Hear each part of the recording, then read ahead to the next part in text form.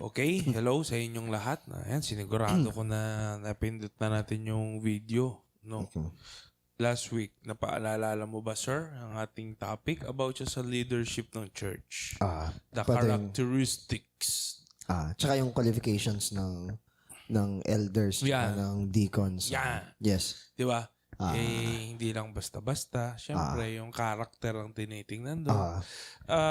Siyempre, you will know them by their fruits. That's the general rule no sinabi ni Jesus yung noon di ba?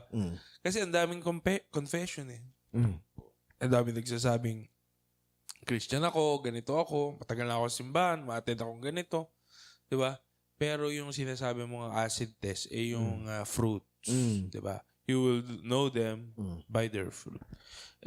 Yun nga, sad to say na madami talagang mga nagko-confess na sila ay Kristiyano. Pero kapag tinignan natin yung fruit, parang hindi. Ngayon, ayaw naman nilang mahusgahan. Pero may thin line kasi may thin line kasi nung self-assessment. Kasi dun sa don't judge me, no? Actually, baka kung matagal na kayong tagapakinig ng podcast na ito, talagang winawasak natin yung kaisipan na don't judge me. Kasi minsan, baka nagkakalyo tayo. Minsan, baka defense mechanism lang natin yun para hindi tayo makonfront ng ating sariling kamalian. Diba? Yung ganun human nature yun na kapag ikaw nasabihan ng hindi maganda, ano bang madalas sinasabi? Ikaw na. Di ba? O di kayo na perfect. Di kayo na kayo na banal. Di kayo na lang ligtas. Di ba? Ganun. Talo ka pag ganun. Okay. Mo, di ka nag-reflect. Di wala nagbago sa'yo. Napuno ka pa ng galit. O kaya naman medyo covert, medyo subtle lang. Maunawaan mo rin kapag nalaman mo yung buong kwento, yung mga ganun-ganon. Parang pinapamukha ka niya na ikaw yung sobrang strict, ikaw yung sobrang insensitive sa mga nararamdaman na. Pero yung nagsabi sa akin nun, hindi naman nakalimutan niya or hindi siya aware na yung tawag dito yung naging situation ko is worse dun sa pinag-uusapan namin. Ngayon, parang pinigil ko nila yung sarili ko ano ba yun? Sample? Para lang. Meron kasing, merong kailangang i-address na student. Hindi, ako naman kasi inuunawa ko rin yung student. May mga estudyante kasi na, sa totoo lang, hindi naman dapat uma-absent. Pero sila yung na-absent because of consequences or sabihin nating negligences or kapabayaan ng sariling magulang. Okay, may mga ganun. And sometimes it's very painful i-admit ng mga matatanda. Gaya nga napanood ko na yung mga matatanda daw rarely na mag-sorry or mag-admit na mali sila because they rarely think na mali sila. Pero kung iisipin nila kung kaninong future yun na de-destroy because of their negligences, ang nade-destroy, kunwari pag uma-absent yung bata, paulit-ulit na ma-absent, ang nade-destroy nila yung future ng bata. Ayun. So, anong nangyari? Hindi na nga ako kumibo. Kasi nag-explain ako, tapos parang ang dating, parang hindi ko naiintindihan, ganon. Hello? Diba, nung si Papa nagkasakit, hanggang sa maipalibing namin, my goodness, andun ako. Yung pinag-uusapan namin, buhay pa yung mga kamag-anak. Yung sa akin, naipalibing ko na. Ako pa ba yung hindi makakaintindi dun sa ganung situation? Hindi tamang card yun. Hindi mo naman ginamit yung, bakit ako? Hindi mo naman ginamit. Hindi na nga ako gumawa. Tumahimik na lang ako. Kasi, baka hindi siya aware. Kasi para bang nadja-justify na pag naunawaan mo yung situation nila, maintindihan mo bakit nila ginawa yun. Hindi yun yung point ko Kahit maintindihan mo kung bakit nila ginawa yun, it remains pa rin na mali pa rin yung ginawa. Regardless Kumbaga, maiintindihan mo yung backstory ng mga villain. Ganun lang.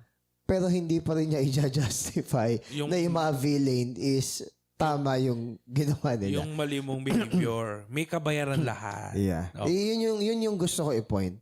Pero gaya nga isang post ko lately, whether in words or in silence, minsan hindi naman nagko-cross yung gusto natin iparating sa mga tao.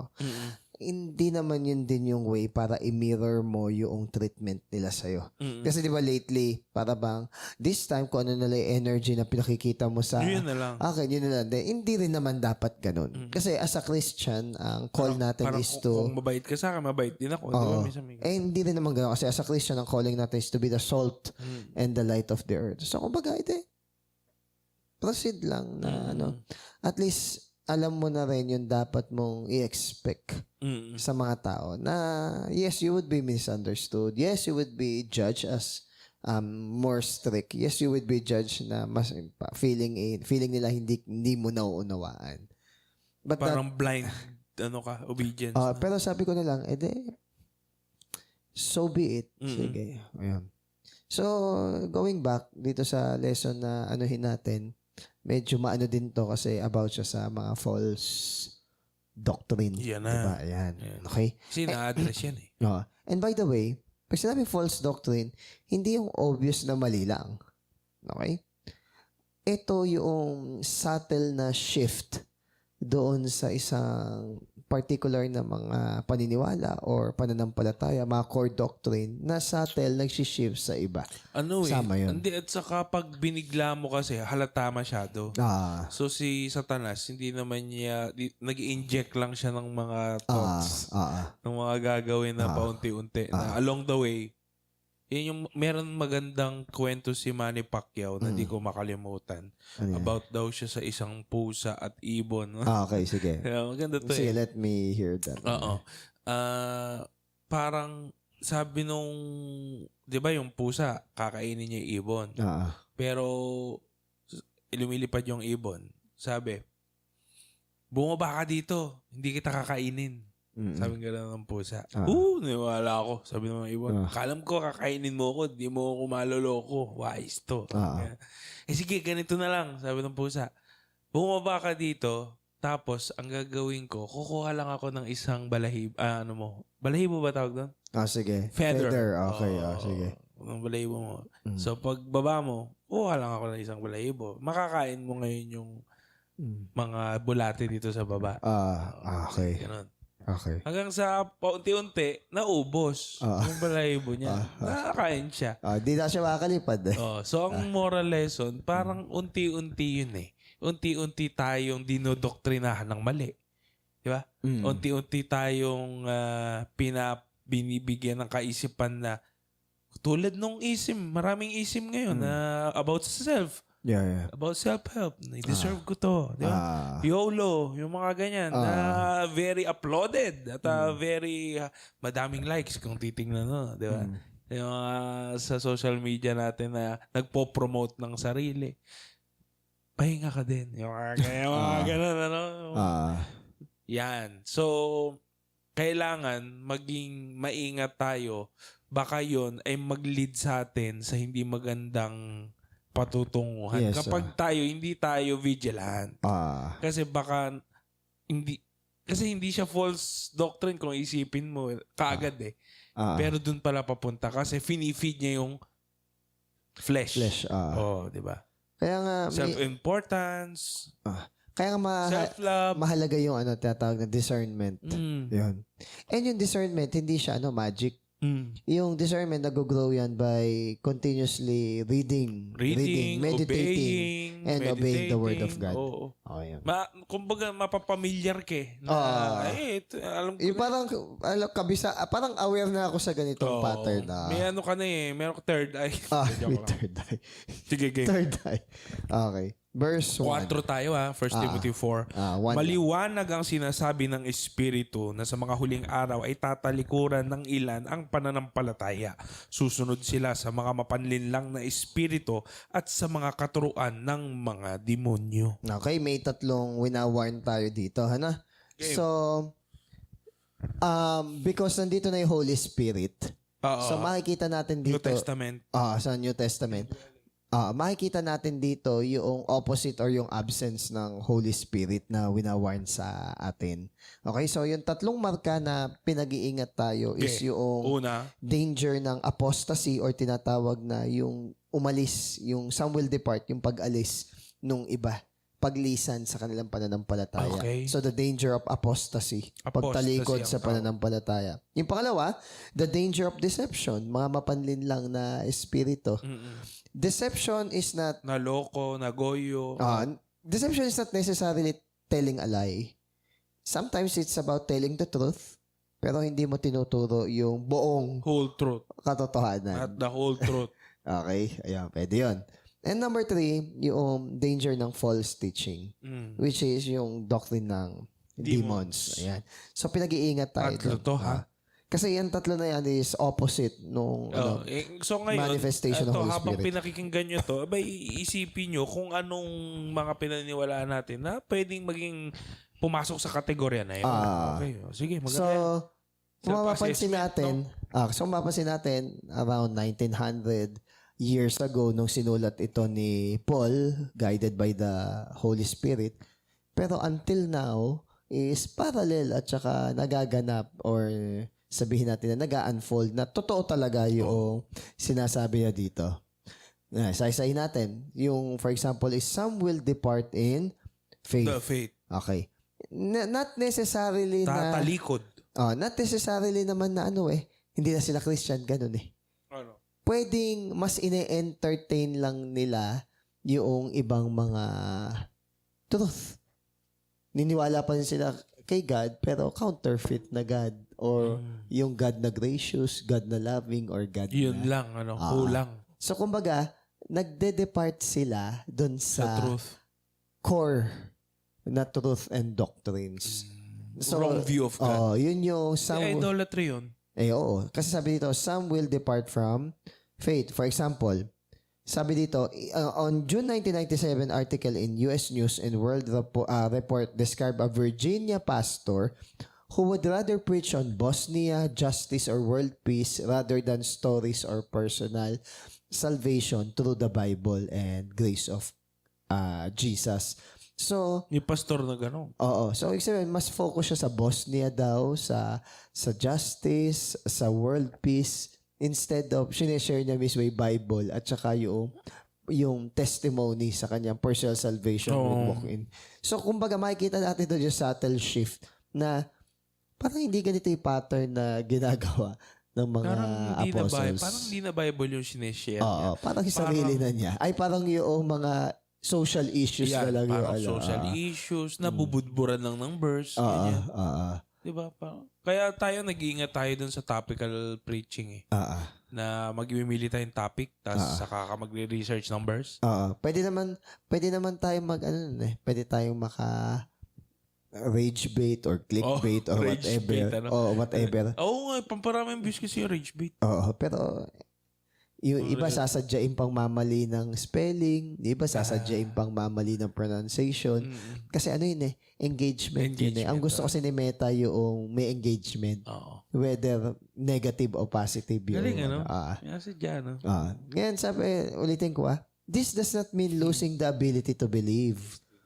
Sabi not losing necessarily the ability to believe, pero losing the content of what being a Christian is and what a true Christian should believe. So, sabi, may pinaniniwalaan pa rin sila. Pero, hindi yun yung dapat pinaniniwalaan ng isang Christian. Kasi baka pag nabasa mo to, ay, hindi naman ako umalis sa simbahan. Hindi man ako umalis sa faith. May faith pa rin naman ako. Yun nga ba talaga? Kaso tanong, yun ba talaga yung... Saving faith ba yun? Yung saving faith ba talaga? Sa akin, Nino, tama ba yung view mo kay God? May tinatawag na yung efficacy ng gospel. And tanong, tamang gospel ba yung napapakinggan mo?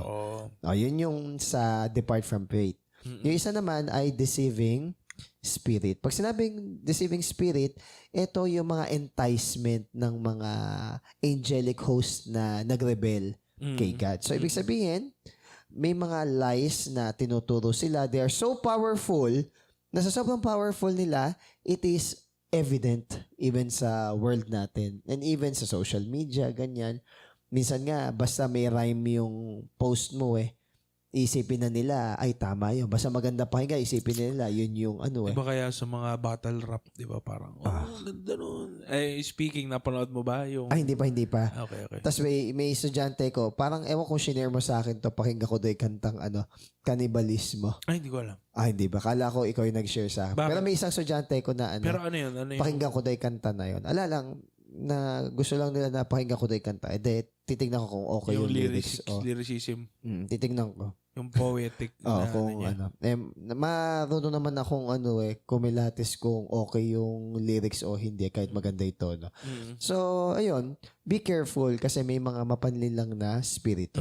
They are crafted and promoted by deceiving spirit. So, kunwari, mga political agenda and ideology.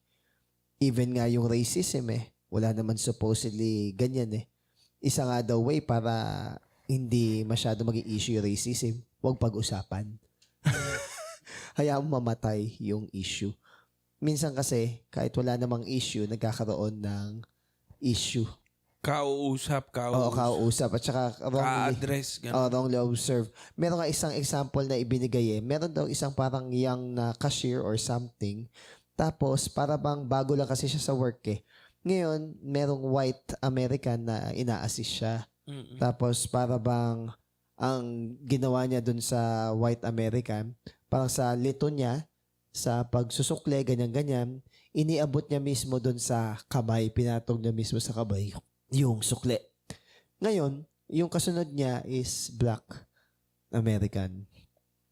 Ngayon, dahil litong-lito nga yung yung cashier, ang ginawa niya, binabalang niya yung sukle. Doon sa black. Oo, tapos ikang ganon. Hindi mo rin ba ilalagay sa kamay ko yung sukle katulad nung ginawa mo sa white nauna na white? Ano ba to? Racism ba to? Ganyan. So, napansin mo, ang dali nating magbigay ng color or meaning sa lahat ng bagay. Kahit na hindi naman pala talaga yun. Na kapag nabasa mo at nakita mo yung intent nung nalilitong cashier, wala naman talagang racism na naganap. Ganda nun Oo. Napakinggan ko lang. Meron akong clip na napanood kay anong pangalan ng comedian na yun? Ayan. Sige. Nakalimutan ko yung... sige. What about? Adam Sandler. What about? May meron siyang clip na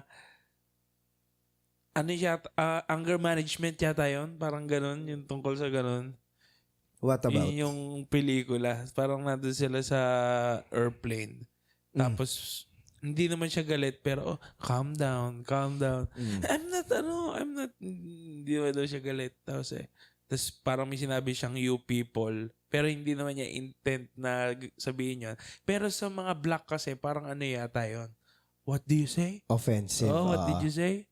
You people, we do not tolerate racism here. Diba? Yun nga. Kaya, kasi ang in-interview naman minsan si Morgan Freeman. Sabi natin, don't talk about it. Wala naman talaga supposedly issue Ngayon, okay. Ngayon, Morgan Freeman.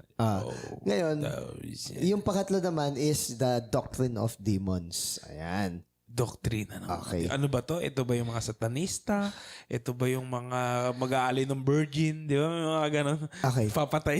Tandaan natin na yung mga demons, major yan sa theology. Ooh. Alam nila yung theology. Tandaan mo, Genesis pa lang, nakikipag-usap na sila sa tao tapos kina-counterfeit na nila yung word ni God. Tsaka nag-quote Oo, sample ito. You will not surely die, for God knows that in the day you eat of it, your eyes will be open and you will be like God. Genesis pa lang yan. Oo, hindi ka naman talaga mamamatay physically. Pero hindi na sinabi na mamamatay sila spiritually. Ano pa? Yung temptation kay Jesus, di ba? So, kumbaga, makikita natin doon na, alam nila yung theology. So, kung sa tingin mo, Christian ka because you have a theology, no. It's not the Bible you know. It's about the Bible you know and you apply. No. Nakakatulong na you know because yun yung foundation ng obedience.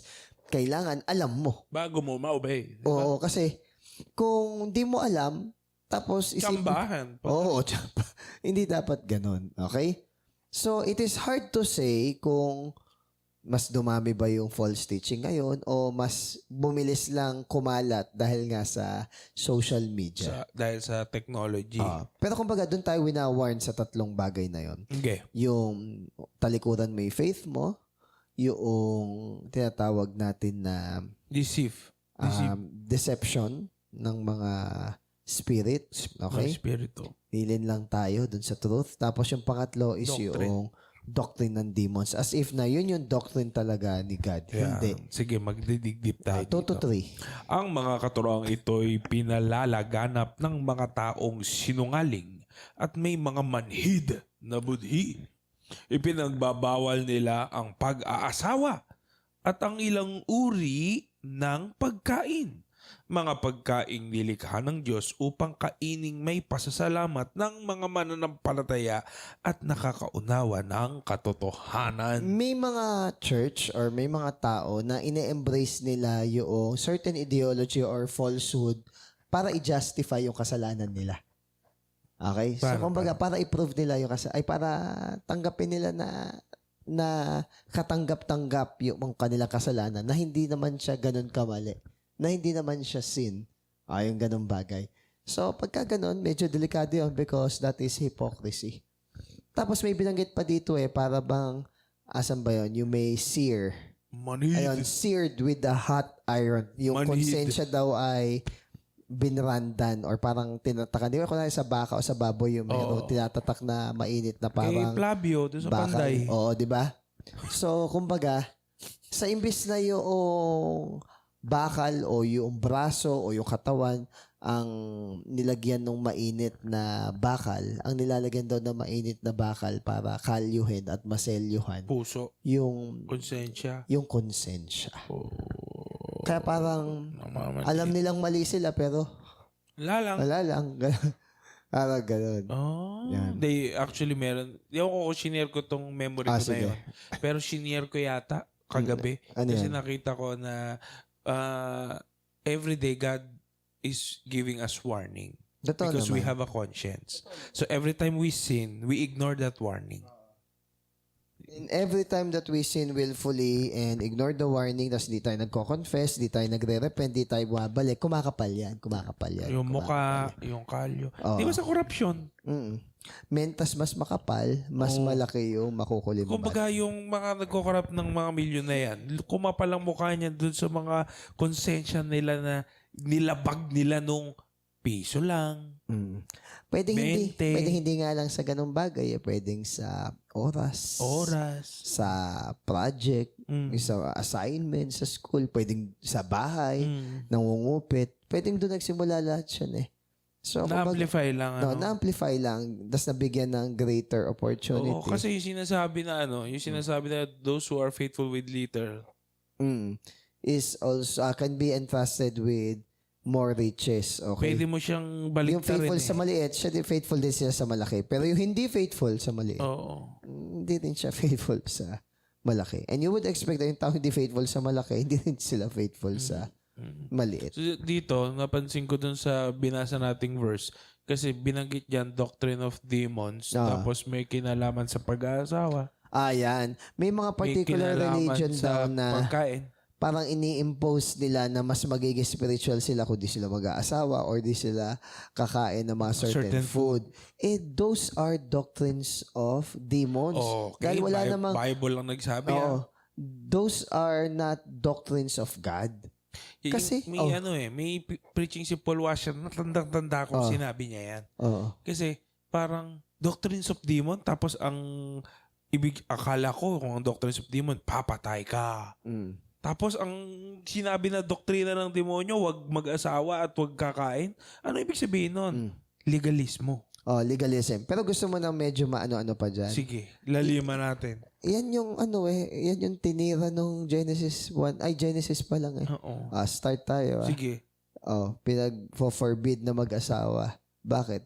Kasi kapag merong mga anak may madi-disciple, so dadami yung mas maniniwala kay God, mas dadami yung family na stronger yung foundation, mas magkakaroon ng solidarity. alam kasi ng Diablo na kapag sinira niya yung family, masisira niya yung society. Oo. Pero, kung Christian yung family, it would contribute na yung society talaga is mamuhay in Christian values. Okay? Ngayon, yun yung isa. 'Di ba? Kaya nga, ina-abort niya na masira yung yung family. Kaya nga may mga abortion, may mga divorce. Gusto niya sirain yung family. Para yung seed of the woman. Yung yung same-sex na, para wala nang anak.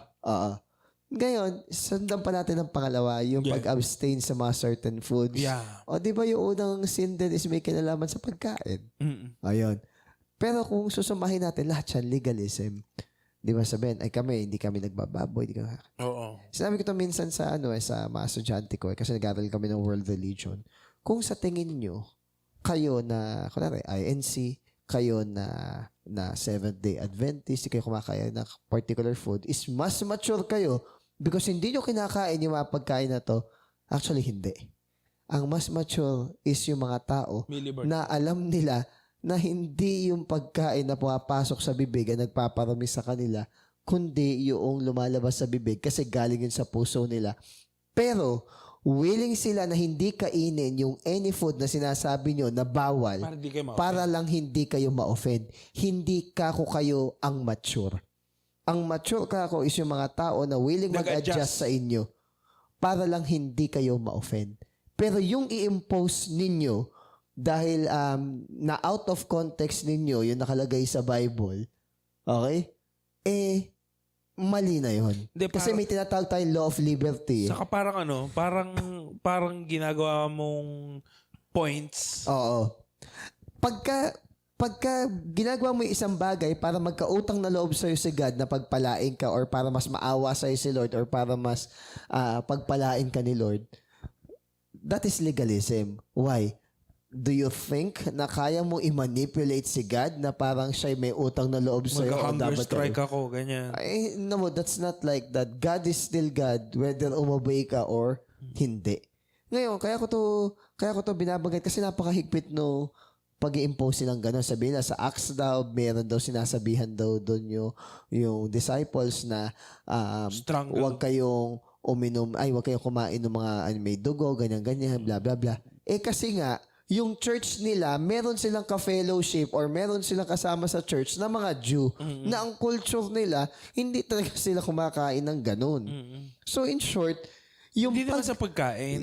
Yung pag-refrain sa kanila na wag kainin yan or yung dugo, bla bla bla, ganyan-ganyan, it is para magkaroon ng order and peace doon sa fellowship. Kasi nga, iba yung culture ng mga Jew. Saka ano bang sinabi ni Jesus yan? Di pa ba maliwanag na hindi nga pagkain? Hindi, Galatians na nga lang Idols are nothing, sinasabi nga Pero kunwari, may nagsabi sa'yo na yung pagkain niya in-offer sa idol at sa tingin mo, pag kinain mo yung konsensya niya, wag mo na lang kainin because nag-ooperate ka sa love.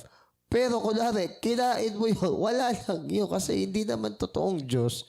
Yung mga gods and goddesses na binabanggit na yan. Diyos. Wala yan.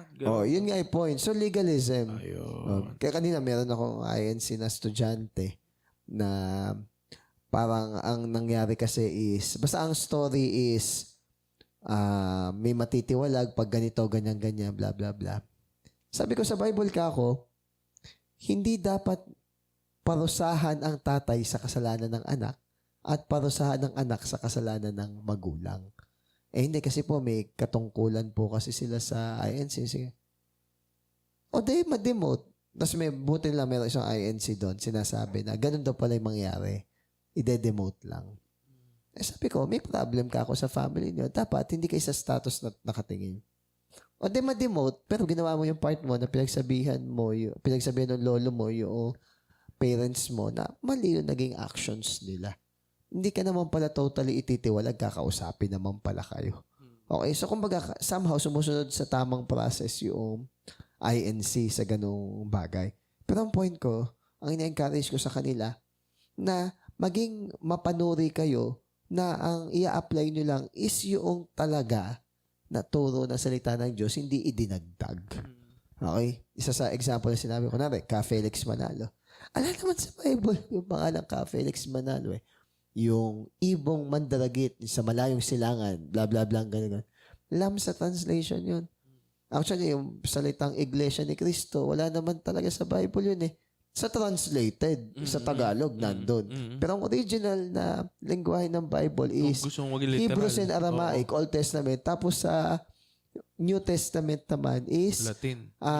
hindi, Alaba. Greek. Greek. Yun. So kung magpupuntosan tayo na directly na nakalagay sa Bible, ala rin naman eh. Actually, mas tama ang translation daw, hindi Iglesia ni Cristo eh. Iglesia ng Diyos. Yun daw yung much proper daw na translation. At hindi porket din nakalagay sa Bible, tama na. Kunwari, Kingdom of God or Kingdom of Heaven or Kingdom of Jesus Christ. Sabihin natin na, yung pangalan. di ba si Apollo Kibuloy, ang pangalan siya, Kingdom of Jesus Christ. O sabihin natin Kingdom of Heaven na rin.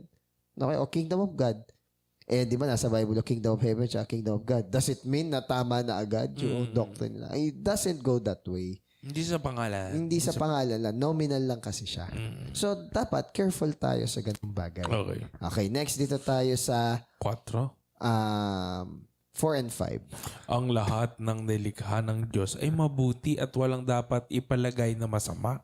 Sa halip ay dapat tanggapin may pagpapasalamat sapagkat ang mga ito'y nililinis ng salita ng Diyos at ng panalangin. Okay. Linaw.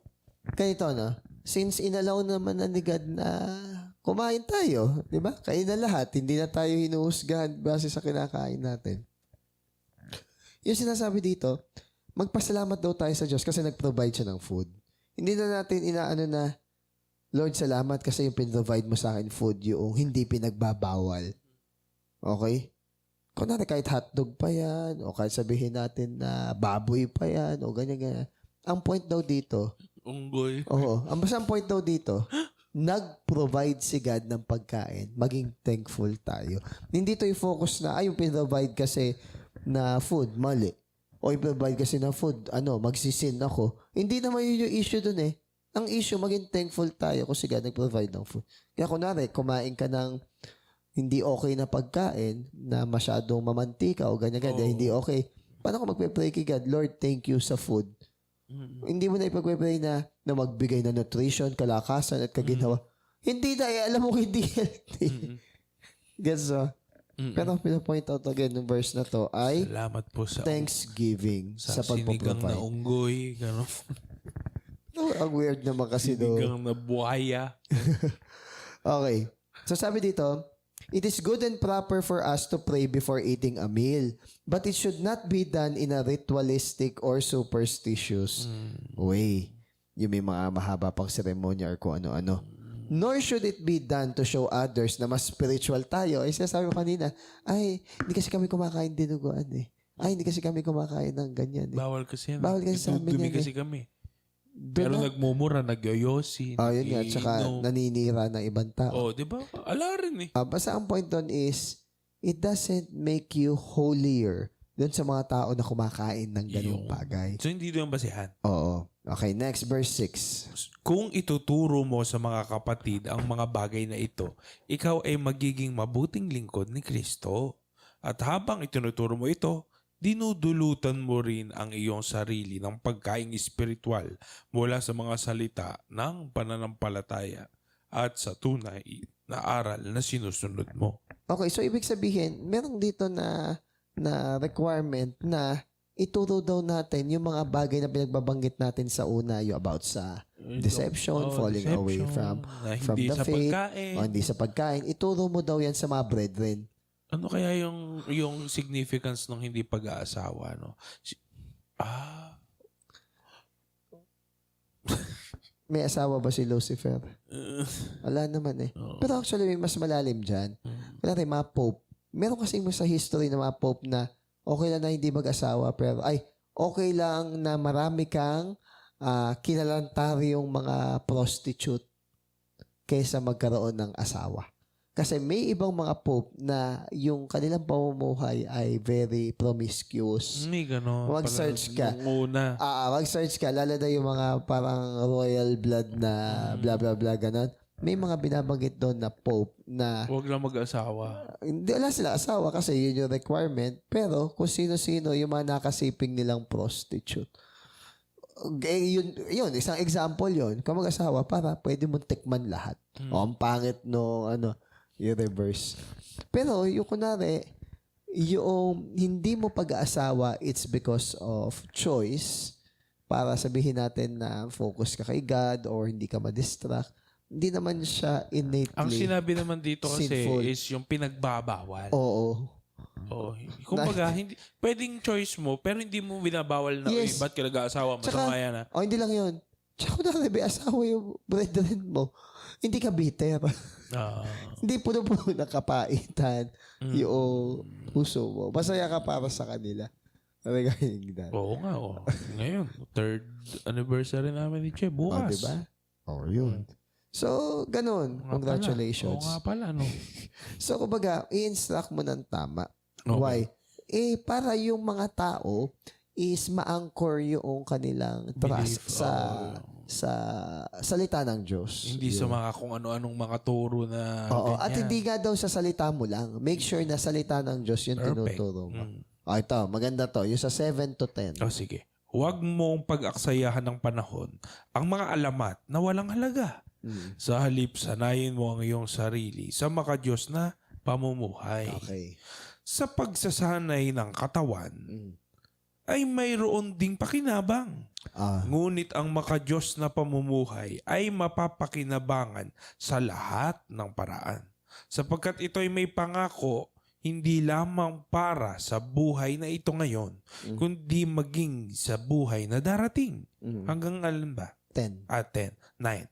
Totoo ang salitang ito at dapat paniwalaan ng lahat. Dahil dito, nagsisikap tayo at nagpapagal sapagkat umaasa tayo sa Diyos na buhay at tagapagligtas ng lahat ng mga tao, lalo na ng mga sumasampalataya. Okay. About the discipline of the... Kumbaga, alamin daw natin yung priority natin bilang mga nagsishare ng word ni God. Kasi ang kausap dito ni Paul si Timothy yung, wag nyo na mag-i-issue yung ang anak ni ganito ay si ganito, si ganito. Okay, yung genealogy. Though, ano ba ang nakita natin na significance or importance na alam mo yung genealogy? Okay, papaliwanag ko, di ba, it's very unique and peculiar sa mga Hudyo na kaya nilang i-trace yung mga ninuno nila back kay Abraham or back pa siguro. Ewan ko kung kay Adam or Eve. Pero ang pinaka kay Abraham o kaya kay Moses. Yung father nila yun. Oo. Alam mo ba bakit unique yun? Kasi bawat generation na naka-witness nung promise ni God, merong pwede magpatotoo na nangyari talaga yung bagay na yun.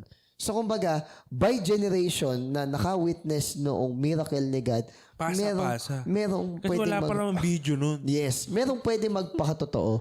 Pansinin mo, wala namang ibang culture na kinakabisa nila yung genealogy nila.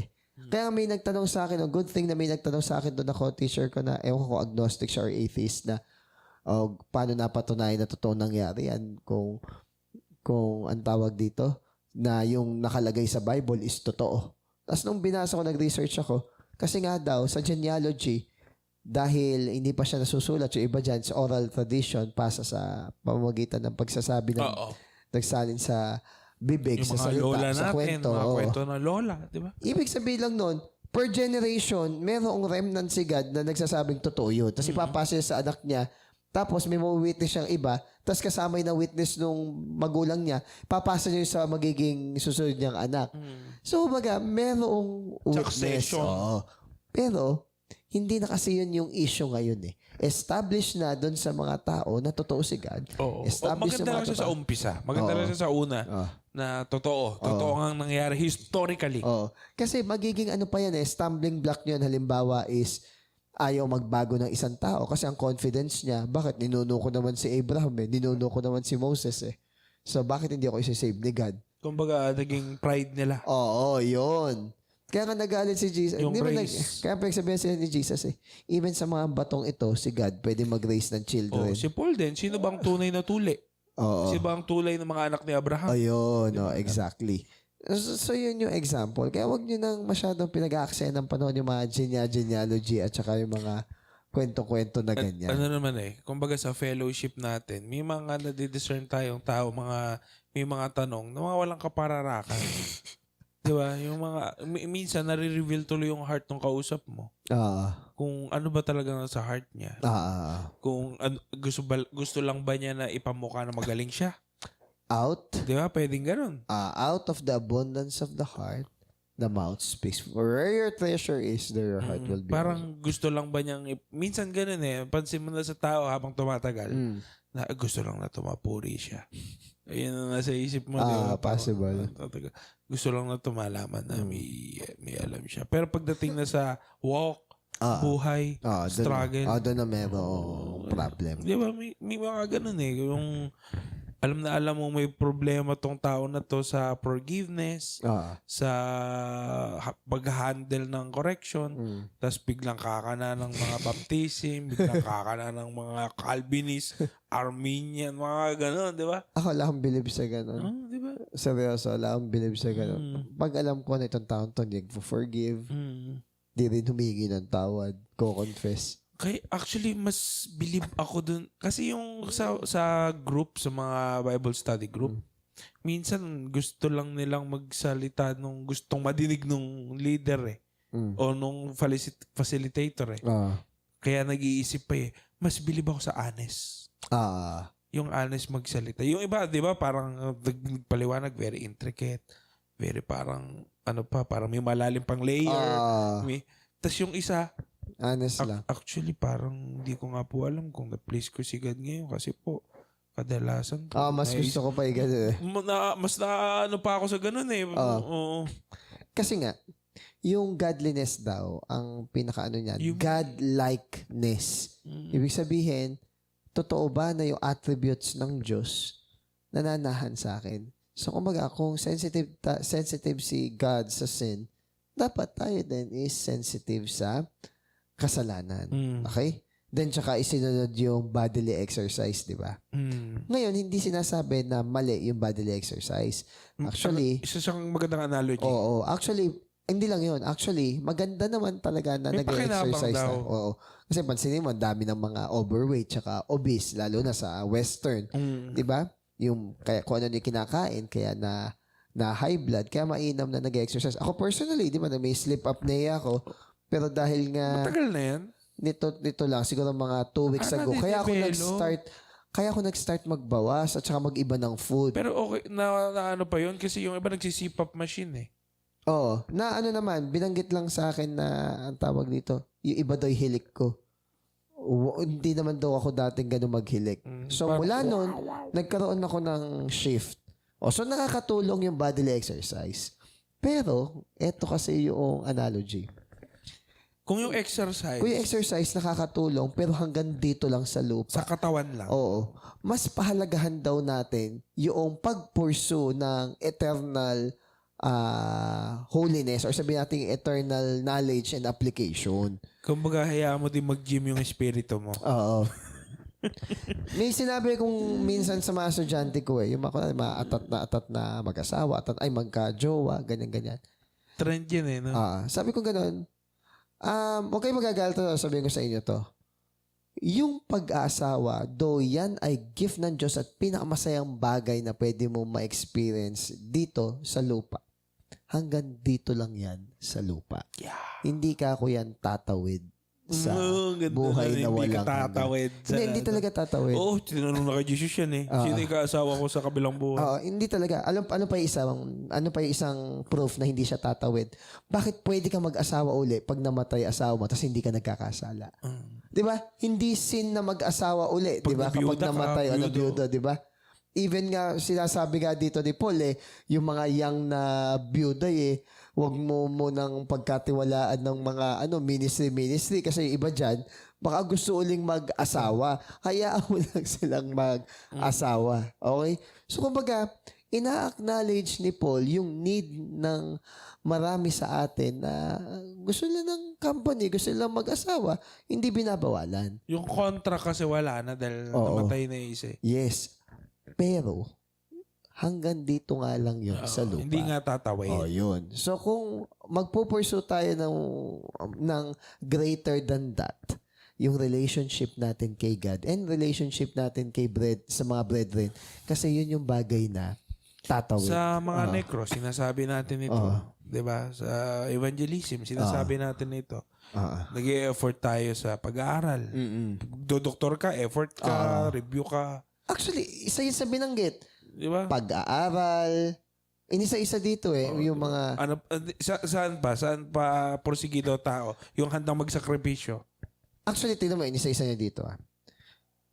Yung mga tao na umuhay sa kasalanan, sa mga vices. Ayan, kung ano magsakripisyo. Vices, ibig sabihin yung hobby nila, ganito, ito yung addiction nila. Sabi dito, wala namang ino-offer yan na anything sa susunod na buhay. Okay? Yung genealogy, mga pedigrees or listahan ng mga ninuno mo, wala naman daw yung ino-offer sa next life. Ito, matindi. Worldly success and wealth. Kahit gaano ka kayaman, wala siyang pinapangako sa'yo. O di ba maraming tao? Di ba maraming tao ganyan? Yun ang motibo sa buhay. Wala namang masama na magtrabaho ka para mas maging comfortable or maayos yung buhay mo. Pero hindi yun yung primary na goal natin or priority sa buhay. Actually, pabigat siya sinasabi. Ito yung pang 4 out of 5. Personal fame, influence, beauty, they offer nothing for the life to come. At yung pinakamasakit yung number 5, achievement in learning, pinag-aralan, natapos, or the arts. Ibig sabihin, yung mga crafts or whatever na build mo. Wala. They offer legacy nothing. mo, di ba? They offer nothing for the life to come. May isang kanta Hillsong sabi niya, parang pinopoint nung kanta na yon is, I do not want to leave a legacy.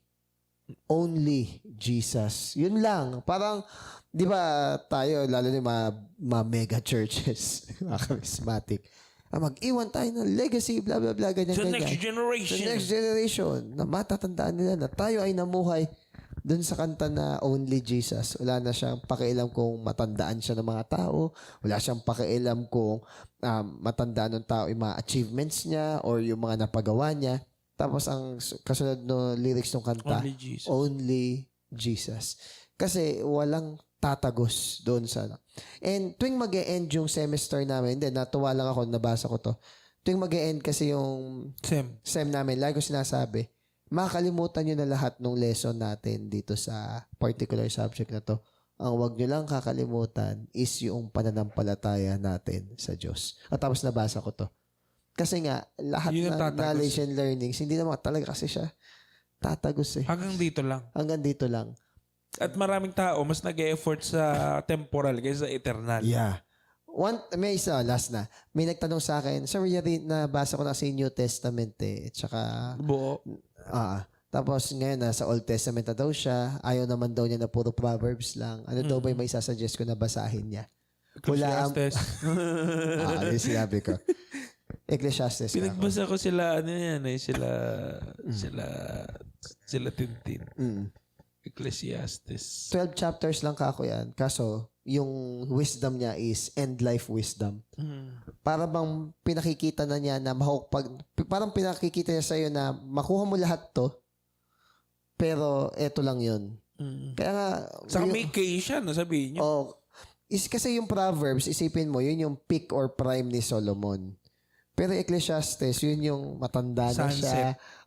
Yun na yun. Sunset ng buhay niya. Yung Song of Solomon, Song of Songs, yun yung time na yun nanliligaw siya or naghahanap siya ng kabiyak, ganyan.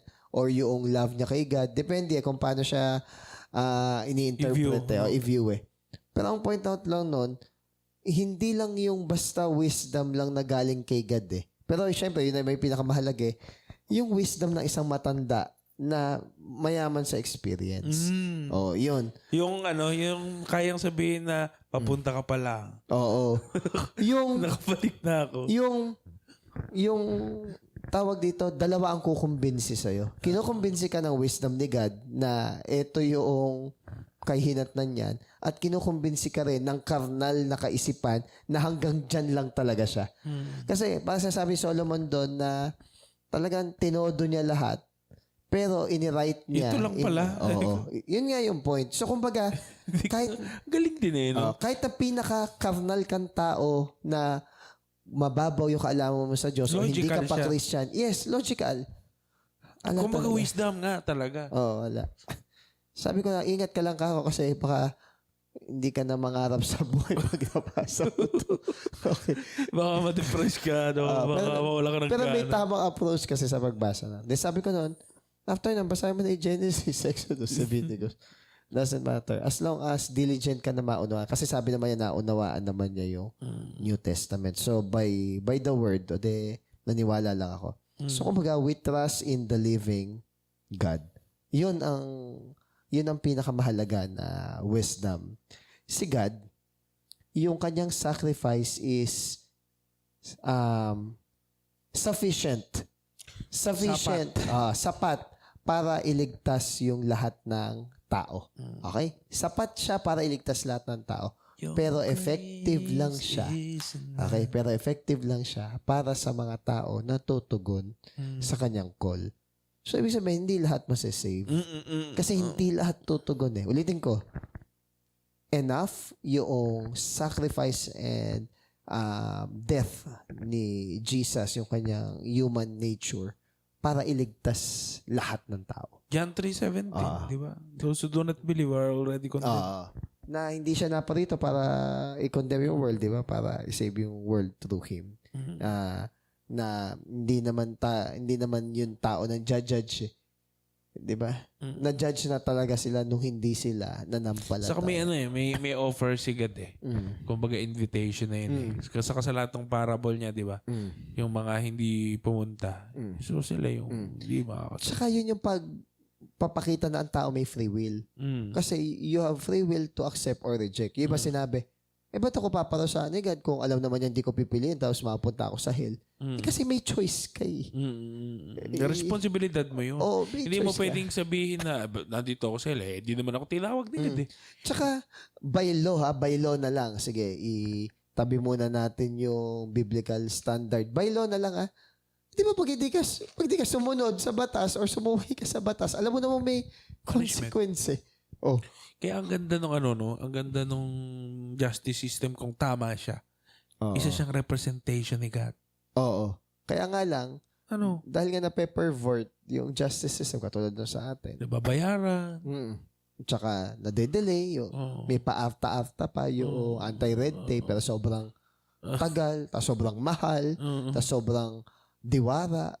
Parang compliance. Parang ganun lang eh. O ba sabi mo, hayaan mo na nga. Hindi naman sa hindi naman kung may nakikinig ng pulis. Pero minsan, nag-checkpoint sila. Tapos nung na-checkpoint ako, willing naman ako. Ipapakita ko yung rehistro ko at saka yung yung lisensya. Parang sabi ng pulis di sige sir, okay na, pa-picture na lang. Ano ba't pa-picture? Ano lang ba to? Kota lang ba to? Actually, meron din naman silang kota. Parang lang ba to? Parang sa documentation lang ba to na nanguhuli kayo? Ganun ba? Ganun lang ba? Parang yun ang iniisip ko eh. Sa amin, sa DepEd, may ganyan. Yung parang sa promotion, ganyan-ganyan. Kailangan MOVs yung tawag eh.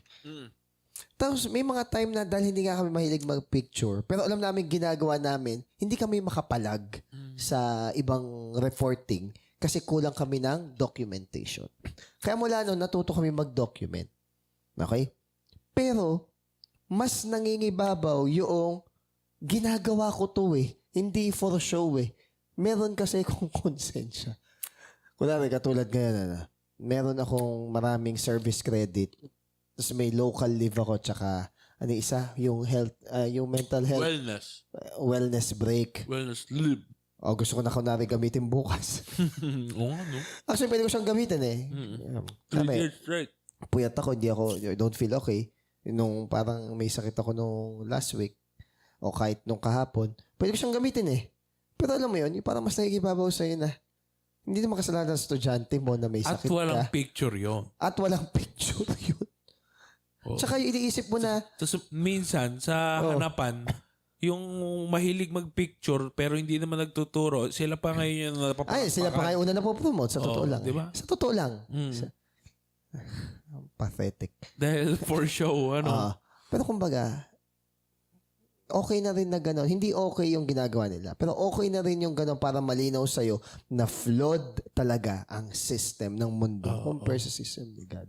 Kasi kapag gano'n, hindi ka mag-groan kay God na, Lord, bakit ba ganito? You won't pray for them na, Lord, baguhin mo yung sistema or baguhin mo ko para hindi ako lamunin ng sistema. Ayos. Diba? Kasi nakakainis. Tapos masasabi mo, hindi ka nagtuturo din dahil kasama mo yung mga hindi kasi parang ano din, saka pwede ka ding yung ma-impluensya na, ganyan lang pala eh. Ganun na lang din gagawin ko. Tsaka, yung teacher na masipag tsaka yung teacher na tamad, pareho na sweldo. So parang, kaya si Jesus dito sa New Testament, ito yung term na natutunan ko dinoble up niya. Double up. Double up yung term nun Ay, double up. Double down, sorry. Double down. Parang dinoble niya yung demand. Dinoble niya yung demand. Di ba dati, pag nag-commit na adultery, if you look a woman with the lust, so, binigatan. Para malaman mo na hindi lang yung act, kundi yung even desire na gawin yung may nagsabi yata bagay sa na akin yan. kung hindi ko alam kung ikaw yon. Pero nung tinitingnan daw nila yung the stages at yung degree ng morality ng halos lahat ng religion, iba yung kay Jesus. Iba talaga. Kasi motive Oo, motive na kasi yung... Kahit na anong gawin mo Oo. Kahit na external mo, yung motive yung tinignan. Oo, yung inside and out, yun talaga Kahit balatan mo ng buhay, kahit na pagpirapirasoyin mo, yun yung nature yun yung lilitaw na... Kumbaga, in a not religious perspective, iba yung morality niya. At saka yung yung hatred ng world. Maganda tong sinishare sa atin dati sa dating church. Totoo naman, yung animosity and hatred is nakadirect kay Jesus, nakadirect kay God. Tinanong ko nga meron ba ako nagmura na minura si Allah or minura si Buddha. si Buddha, though hindi man siya God, pero so Hinduism is God siya. Minura si Shiva. O meron bang what the Shiva F ganun? Meron ba? Ala naman. Bakit ganun na lang yung animosity sa isang persona na sinasabi nila na hindi naman daw totoo? Bakit ganun na lang yung galit o sabi natin yung isinama sa mura, ganyan-ganyan. Nonood nga ako nung tawag dito, Fantastic Four na First Steps Yung isang actor. Yung bago? Yung isang actor kasi doon is agnostic. Si Pascal? Si Pedro Pascal. Agnostic kasi yun yun yung nakalagay doon sa nabasa kong source. Okay. Ngayon, isa sa line niya doon sa doon sa Fantastic sa movie. Kasi may nangyari doon sa anak niya tsaka sa asawa niya dahil nandun si Galactus. Oo, yung malaki. My God! Gumanon. Yun yung linya niya. So parang ang point ko, expression lang ba talaga yun? O ina-acknowledge talaga nila na meron talagang Diyos? Tapos pag nagmumura ba sila at babanggitin nila yung pangalan ni Christ, expression lang ba yun? O ina-acknowledge sila na kasi pansin mo, walang ibang expression sa ibang Diyos. So, ibig sabihin, hindi sila mahalaga, hindi sila threat. Pero dahil hindi sila significant. Pero dahil galit na galit sila kay Jesus, galit na galit sila kay God, ibig sabihin, there's a threat. There's something na, basta gets mo, na parang bumubuliglig doon sa seared conscience nila. Talagang binabaligtad. Tinitwist. Yeah. Yung holy name, natutwist. Tinitwist nila, naging mura. Oo nga. Di ba yung late yung sinabi ko, sir, na yung this is my body? Diba? Na-twist name. So, this is my body. Sabi Jesus, this is my body. Diba? Tapos sila. This is my body, bro. Diba? Ganon. Ang So, hindi daw yun si Jesus. Hindi siya aksidente. Si Jesus, pinagpirapiraso niya yung bread para ibigay. Yung mga feminist movement naman ngayon is my body, my rules. So, selfish. na to the point na yung isang innocent na bata sa loob ng sinapupunan that cannot decide for himself or herself is binubuli mo na hanggang sa para siya is mamatay because ang tingin mo lang is a clump of cell or part lang niya or sa Clump of parasite or whatever. My goodness. Ano bang species yun? Di ba human being? Kasi may human rights. So, it's very absurd. And just because na hindi kaya ipagtanggol ng isang... Saka healthcare ang tawag doon. Oo. That's absurd. Yung tinatanong lang what do you mean by birthing people? Can men get pregnant? Hindi makapagsalita ng diretso yung doktor.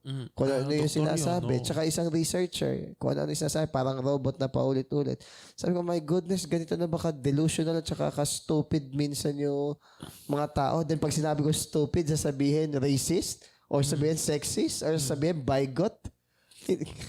Ano na siya, parang yung mga simple, nagiging mahirap ng sagutin. At madalas, di ba? At ang madalas, ang nagsasabi ng bigot, hindi naman lang naiintindihan sabihin ng bigotry Di ba? Yung para bang double standard. Sila nga mismo double standard Parang dun pa lang, makikita mo na hindi nila alam kung ano yung sinasabi nila. Parang cherry picker. Parang kapag hindi akma dun sa lifestyle mo, yung sinasabi ng isang tao, you call them bigot or bigotry. Pero, pag sigad, kaya hindi na ako nagtataka ko na kahit si Jesus lumitaw ngayon at nag-preach siya. Kunwari ng era na to, nag-preach siya. Ganun pa rin gagawin sa kanya. Why? Because people are lovers of themselves. We're the same. From the first generation. Oo. Nagbago lang yung ngayon. platform pero same sins pa rin, same desire, same pleasure pa rin. Yun. Last part, 11 to 16. Tapos na. Nawala ako. Okay lang. 11 to 16. Last na to. Ituro mo't ipatupad ang lahat ng ito. Huwag mong hayaang hamakin kanino man dahil sa iyong kabataan. Sa halip, sikapin mong maging halimbawa sa mga mananampalataya sa iyong pagsasalita, pag-uugali, pag-ibig, pananampalataya at malinis na pamumuhay. Habang wala pa ako riyan, iukol mo ang iyong panahon sa pagbabasa ng kasulatan sa harap ng mga tao, sa pangangaral at sa pagtuturo. Huwag mong pabayaan ang kaloob na ibinigay sa iyo nang magsalita ang mga propeta at ipatong sa iyo ng mga matatandang pinuno ng iglesia ang kanilang kamay. Isagawa mo ang mga ito at pag-ukulan mo ng panahon upang makita ng lahat ang iyong paglago. Pakaingatan mo ang iyong sarili at ang iyong pagtuturo. Patuloy mong gawin ang mga ito sapagkat sa paggawa mo nito ay maliligtas ka pati na ang mga nakikinig sa iyo. Sige. Isa-isahin natin. So, sabi dito sa part na to is yung tinuturo ko sa'yo, ituro mo rin sa iba. Oo. Para kumbaga is magtuloy-tuloy yung pagkaunawa. Kung may legacy man, yun nga, yung word ni God. So, yun din yung value. Yun din value system na ituturo sa mga tahanan, sa bahay-bahay. Then, dahil si Timothy ay bata compared dun sa mga ibang population sa church at sa ibang mga elders sa church, kasi ibang elders doon old. Okay? Yung mga oldies. Pero kung titignan natin in a military ba siya? term. Pastor ba siya? Sino? Ay, parang ganun yung... Si Timothy. Parang ganun yung gagawin niya or ginagawa niya dito. Kasi siya nagtuturo tsaka siya yung pinagkatiwala ni Paul So, parang ganun yung ginagawa yung shepherd talaga siya. Teacher din. Okay? Ngayon, sabi dito, let no one despise your youth. Pero in military sense kasi, pag sinabing youth, nasa hanggang age 40. Ngayon kasi 30. So, it might be na si Timothy dito. So, it might be na si Timothy dito is na around 30 years old. Pero si Paul kasi dito, mga around 70 na. Ayun. So, kumbaga, tinuturo ng matanda na huwag mo hayaan na hamakin ka. Kasi, siguro, by words na sinasabi mo, hindi basta-basta may impress yung mga matatanda sa'yo. Kasi may wisdom din sila. So, instead na mag-focus ka lang sa words, nagsabi siya ng greater testimony, yung pamumuhay niya mismo. Pero syempre, hindi natin dinidiscount na dapat yung pag-share mo is bold and true and accurate. So, ibig sabihin, Able to teach. So, ibig sabihin, yung salita pa rin ng Diyos talaga yung panguna mo na ibibigay sa kanila para sila is matuto. Kasi, yung gospel yung ginagamit ni God as power unto salvation. Okay? Para yung tao is masave. So, ano-ano yung mga bagay na kinocommand or sabihin natin sinasabi ni Paul kay Timothy na i-exemplify or makita sa buhay niya. Okay? Yung pananalita. Okay? Speech. Okay. Yung kanyang gawa or conduct. Yung kung paano siya magmahal or magkaroon ng sympathy and compassion. Yung kanyang attitude or yung spiritual fervor or zeal niya. Yung kanyang faith and even yung kanyang purity. So, ngayon, kahit nasabihin natin na hindi believe yung mga matatanda sa Walang church. maibubutas, no? Walang maibubutas and at the same time, masasabi nila, totoo sa buhay niya yung sinasabi niya. No. So, kumbaga, hindi nila pwedeng, Blameless. hindi nila pwedeng banggain. Hindi man sinless, pero blameless. Okay? So, nakakainis naman yung mga tao na nagde-demand sila na i-honor sila ng ibang tao pero wala silang virtue na makikita. Okay? Parang nagde-demand lang sila na, you respect me. Ganun. Oo. Pero Kaya mahalaga na okay yung private life mo. may okay paradox din daw public yan life eh. mo. May paradox. Ano yung paradox? The more you demand respect, mas lalong hindi siya yun. Mas na hindi binibigay. Di ba? Pero kapag yung wala kang pake sa respeto, mas lalo ko naman nire-respeto. Di ba? Ngayon, May ganun eh. No? Pag Ngayon, maluwag na. ngayon meron pa nagtatalo pa eh. Rumespeto ka ba muna bago ka irespeto? O rumespeto ka, tawag dito, rumespeto ka muna bago ka irespeto or irespeto mo yung mga rumerespeto sa'yo? Yeah. Sabi ko, neither. Okay? Neither. Ang sabi ko is, kung ano yung virtue na tama, na natutunan mo, yun yung ibigay mo, regardless. Regardless. Kung hindi marunong Kung basta rumespeto siya. o bastos siya. Why? Kasi hindi natin mini-mirror yung ethics ng kapwa natin, especially kung mali. Ganda niya. Okay? Especially kung mali. Ito to sa couples to eh. So, isa sa mga command talaga sa wife is to respect their husband, to honor their husband, di ba? At madalas, ang sinasabi ng mga wives is, paano kung di ka respeto? Ibibigay ko pa din ba? Tapos parang may narinig akong preaching about dito na yung mga babae, isa daw sa pinaka mga gusto nila na nararamdaman na ginagawa ng asawa nilang lalaki is yung kahit mataba na ako, kahit na losyang na ako, yung love na love pa din ako nung asawa kong lalaki.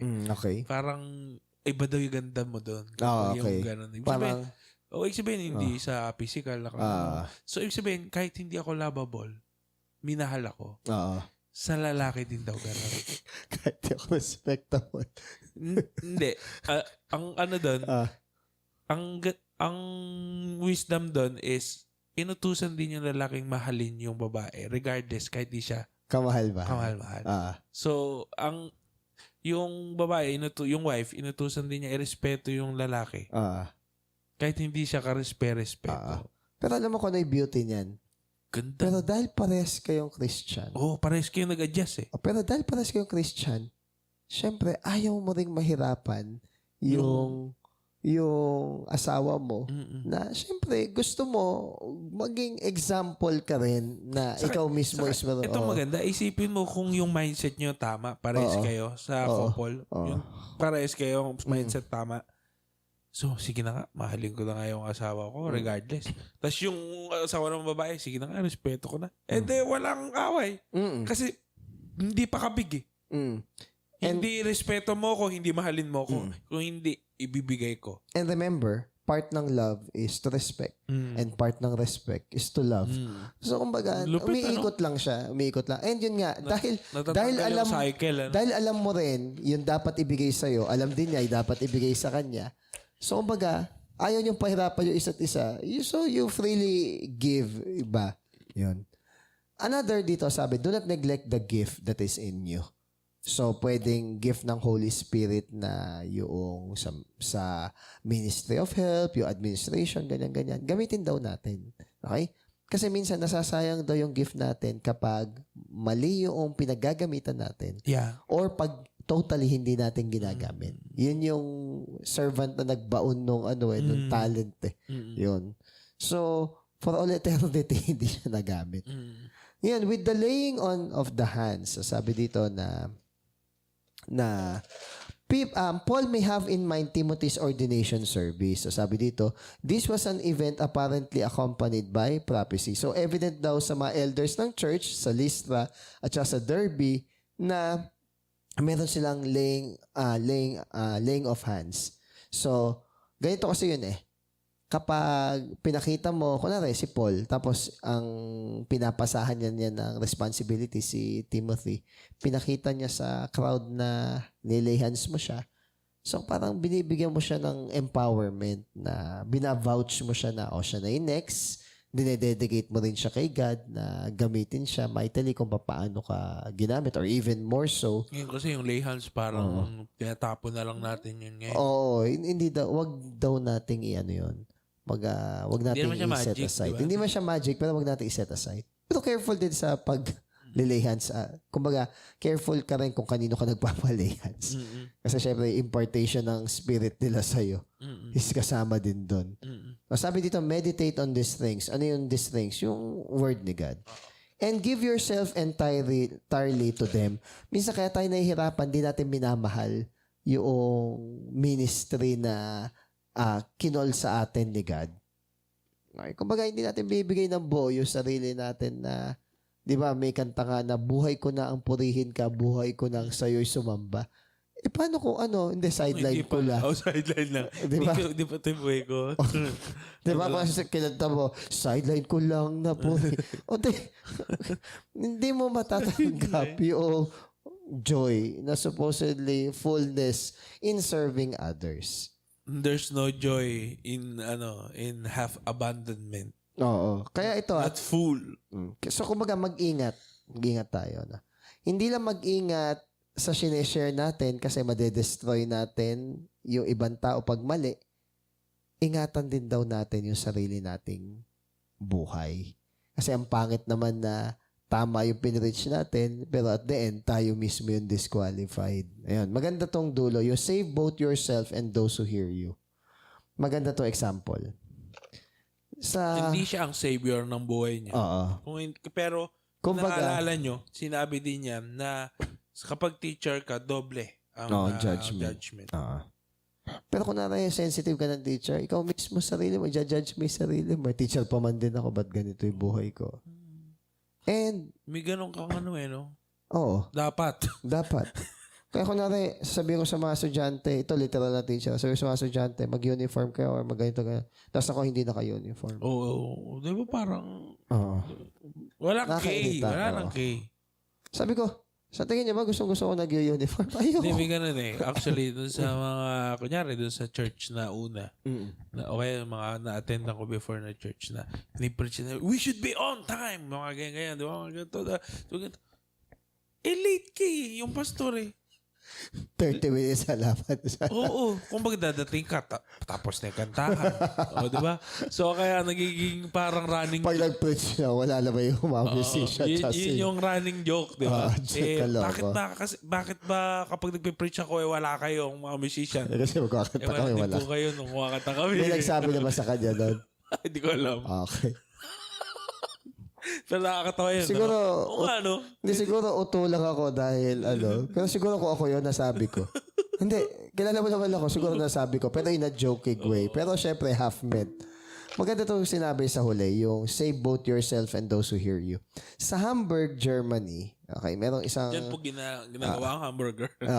meron dong town, okay, yun nga, yung Hamburg na Germany, nagkaroon ng matinding sunog doon So sabi dito, nearly half nung town is nasunog. Grabe. Okay? Ngayon, among the incident, meron daw isang malaking bahay doon na nakaligtas yung mga nakatira kasi meron daw nakataling malaking itim na aso doon sa may parang yard. Okay? So, dahil nagtatahol yung aso, in distress, ganyan, nagising yung mga tao. Nakapag-prepare. So, nakapag-prepare, nakalabas sila nung nasusunog. Pero namatay yung aso. Ito yung point. Sino ka sa kwento? Hindi, ito nga. Ito nakatakot. Naligtas lahat ng nakarinig nung tamang gospel na shinare mo. Pero ikaw hindi. Ayun yung nakakatakot. Yung alam mo yung truth, pero hindi ka namuhay dun sa holiness and dun sa demand, dun sa repentance na inaas ng Bible. Yes, hindi ka sisingilin ng Diyos. Hindi ka sisingilin ng Diyos sa soul ng ibang tao. Pero ikaw naman mismo. Hindi mo pwedeng iyabang din, oy, na-sharean ko to. God, oy, di ba, Matthew 7? Hindi siya, hindi rin ganun eh. Walang kailangan tadawin na utang na loob si God. Di natin siya pwedeng i-manipulate. Yung kasipagan, lahat ng mabubuti natin gagawin ay thanksgiving lang sa Kanya. Yun yung kailangan maging malinaw sa ating lahat. Ganda nun. Kaya it's very important na kung mag-serve tayo sa ministry, wala nang I, and wala nang you. And joyful tayo. Okay? Joyful tayo. Ibig sabihin, overflow yon ng pag-ibig natin sa Diyos. Wala pilitan. Di kung wag. Ayaw mo, wag. Di ba? Kasi mababurnout ka lang eh. Pero alamin mo rin yung pagkakatawag sa'yo. Ilan ang binigay sa'yong talents? Ibabaon mo ba yun o gagamitin mo sa kaharian ng Diyos? So, ikaw ang makakasagot. Okay, so yun lang. Yun lang may share. Guys, maraming salamat sa pagsama sa amin. Goodbye. Bye.